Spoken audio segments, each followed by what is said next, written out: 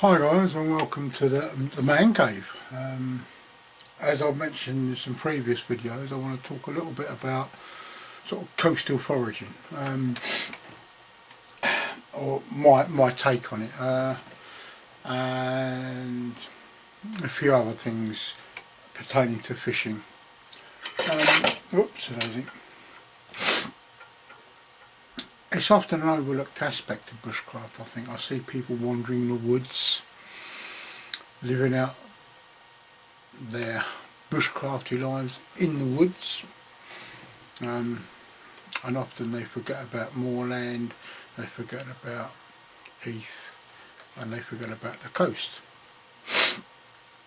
And coastal foraging is a very important and good part of this thing we call bushcraft. And this is my tackle box. It's not very big, but you don't need a lot of tackle to actually fish.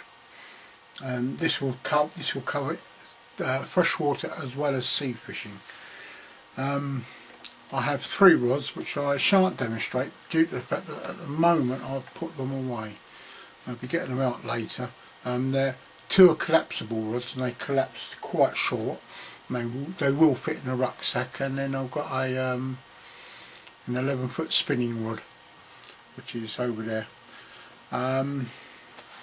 But we all know what a rod is, and we all know what the lines are. My favourite reels at the moment are reels used for spinning, fixed spool reels. They're very good. They don't tend not to tangle, and they're almost idiot proof. I do use and have used in the past multipliers as well. When I used to do a lot of beach fishing, I used to use a multiplier, and I was quite expert at zipping the old line out. I could get about 150 yards, which is quite a way with a cast. Occasionally I'd hear the crack where I hadn't done it right, and I'd lost my terminal tackle. But anyway, regardless of that, there are many ways of fishing. Obviously there's rod and line, there's the hobo line, which I don't have a lot of faith in. I think it's a lot of effort for a little return. If you're wanting to procure food, you need to do it efficiently, and the best method is the long line or night line, and I have 2 in here. In fact, I've got 3 made up so far. This is one. It's only got the one snood on it at the moment, and this is another one. This has got a few more snoods on it, and basically you've got a piece of pipe or bamboo about 12 inches long, and you have that, which is the actual line itself, which is about 30 metres long. This is 2mm cord, and about every 2 feet there's an overhand loop. So I pull one out like that, and that's what you put your snood on. And you use 2 dead anchors at either end, and a marker buoy or something just to mark out where you put your long line out. In the UK, a long line is illegal inland, dead lines are illegal inland, but on the coast you can use them.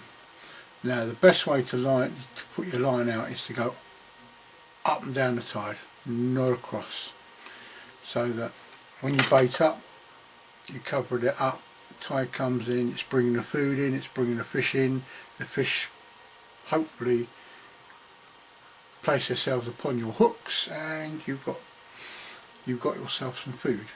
And it does work, it's quite efficient. I think two things to go with a long line. One is a marker buoy, which I'm working on. I want to make a couple of little marker buoys, and I'm going to use I found a couple of luminous green bottles. I think they contain a drink called Mountain Dew. Not something that I drink myself, but people at work drink it, so I'll get the bottles from work. Also a GPS reader, GPS system, like a Garmin or something, just so you can put your long line out, mark it down, so when the tide goes out, particularly at night, you can go back and you can more or less find your night line. There's very efficient methods of catching fish. You want a size 1 hook, very good, and I say you want a snood about that long. In another video I'll cover that. Also, another aspect of coastal foraging is shellfish, and I use that, and it's very good for raking up cockles from cockle beds. Works very well in Scotland. I wouldn't advise it for hooking back seaweed. Tends to bend slightly, but I am in the process of making a crab hook for that. A couple of other pieces of kit that I use. There's a descaler. It's great for scratching your back as well, but it's good for descaling fish, and also a priest for reading the last rites of the fish. You just dunk it over the head. Now, when it comes to tackle, we can spend an awful lot of money on bits of equipment, you know. Let's have a look in here what we've got.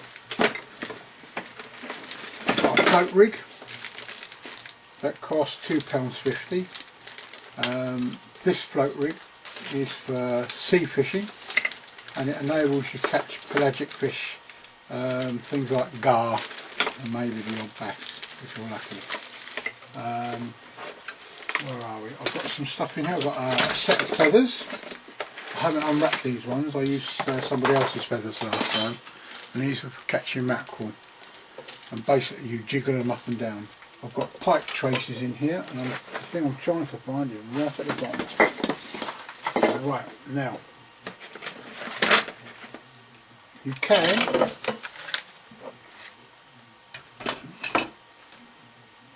can buy your lures, and there's some here that, well, actually I did not buy these are actually my nephew's who gave them to me, and there's some pike traces here as well.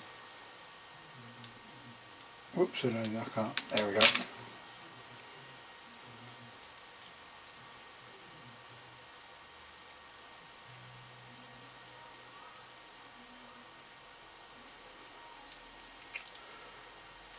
Anything with hooks on, you've got to be right careful, because they tend to want to hook into each other. A cork comes in very useful. You've got Toby spoons. This is made by Abu Garcia. It's a 10 grand Toby spoon. And then you've got a little plug.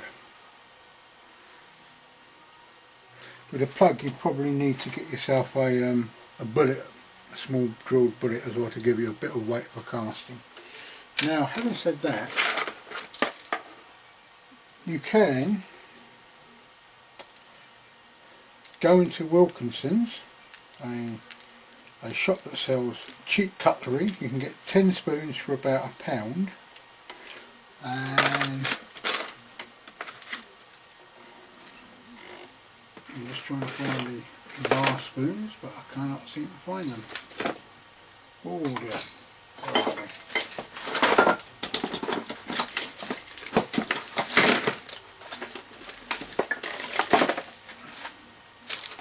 There we go, found them. Right.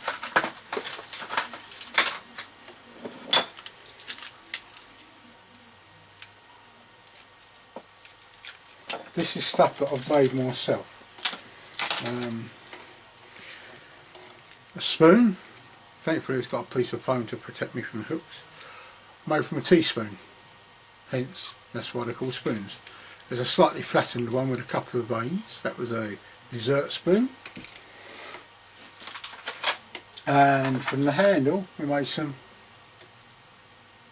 bar spoons. Now you can buy a bar spoon like that, professionally made, with a pretty pattern on it, makes it look like something like that, and that costs you about 17 quid. That's less than £1. You can buy all the split rings, swivels, hooks in box sets. You can actually make them up yourself. you're not so worried about losing one of them. You spend a lot of money on a spoon, you're worried about losing it. And that, along with also the plugs. I've got 3 that I've made here. Got that one. That's got to be painted up, and so is that one, varnished up. And I've got that one which I've painted up myself. Again, very cheap to make. This was wood sitting on the beach basically, and all I needed was a couple of hooks and eyes to put the stuff on. I also am in the process of getting a shrimp net to do some shrimping with, and I also have somewhere in the man cave a spear, a fishing spear. Again, you can use a fishing spear on the coast, but you can't use it inland, or if you do, just don't get caught. Also, this was given to me last year, and this is a self-setting reel. You hang it up from somewhere, you bait it up, sling it out, and fish catches it and it'll set itself. It enables you to go away and do something else. And this is, to me, this is part of the aspect of coastal foraging and foraging by the sea. You want to be able to go away and do other stuff while you're gears fishing. Also take a rod, because it is nice just to sit out there and spin, or put a ledger line out and hope for the best. Some other pieces of equipment you can carry with you when you're coastal foraging. Obviously you need a bucket, because not only do you get live stuff, you've also got the seaweed. Majority of the seaweeds can be eaten, and right tasty they are too. And also things like the shellfish, from limpets through to mussels and queen scallops, all quite tasty.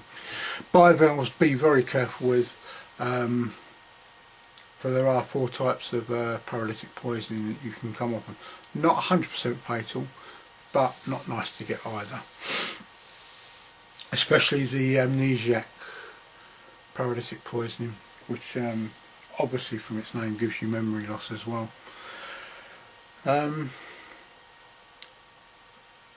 Also, just above the shoreline, you know, going in, there's some local woodland. You can go through there foraging as well, particularly in the autumn. There are 2 knives to get. There is one knife isn't in the box, it's boxed away at the moment, and that's a stainless steel Mora clipper. And also one of these. This is a filleting knife. It's very useful for obviously filleting fish. This was my father's. I've had it an awfully long time. He bought it way back about 1965, I think, and it's done very well over the years. There are many other things that you can take for fishing. Gill nets, drift nets, but that's for another video maybe. As I say, that's just a general overview of all my fishing kit. It's a bit of a mess at the moment. Also within here, I mean, as some of you may know, I stabbed myself in the leg earlier in the year, and they were going to chuck these away. And that's the forceps and the scissors, and they actually come in very useful for when you're making up your kit. I should have done a video on making up the snoods for the nightline, but I have to get these together. The snood is that piece. It's a right, I can unhook this, and basically what you got is a half blood there, wetted and pulled tight. You've got an overhand knot there that fits onto your nightline. That's baited up. The bees help attract flatties, particularly soles. And then with this you've got castellations cut around the top, and what you do is you fit that over the top, like so. Pull that down and that fits into there.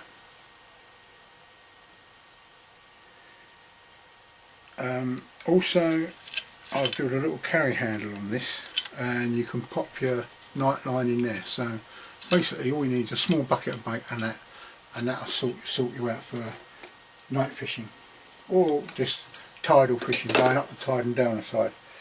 Well guys, I hope that's proved of use. Any questions, by all means ask me.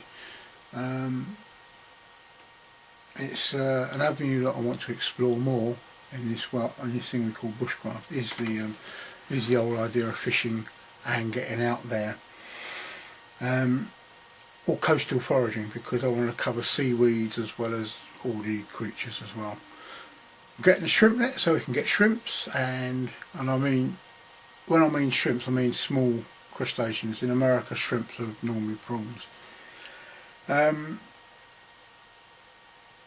On a slightly different tangent, a couple of people have asked me what a bimble is, and these are transatlantic friends that have asked me this. A bimble is basically a walk in the woods, or just a walk, you know, anywhere. You know, you bimble along. I think it's a northern expression originally. Well, anyway, guys, I hope that's proved of use. Any questions about fishing, I will endeavour to answer. It's all part of the thing we call bushcraft, and it's great getting out there. Freshly cooked fish off the beach is really nice. Same with shellfish. One breakfast I had in September was chanterelles and winkles. Anyway, I shall leave you with this thought. There's more fun sitting on the beach poking a pin in your winkle than you can ever imagine. Bye.